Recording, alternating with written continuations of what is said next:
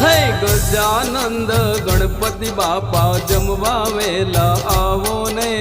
પાર્વતીના પુત્ર પ્યારા જમવા વેલા આવો ને, જમવા પધારો બાપા જમવા પધારો ને, જમવા પધારો બાપા જમવા પધારો ને,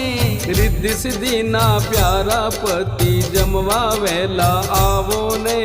રિદ્ધિ સિદ્ધિના પ્યારા પતિ જમવા વેલા આવો ને, સોમવારે ચૂરમા લાડુ જમવા વેલા આવો ને,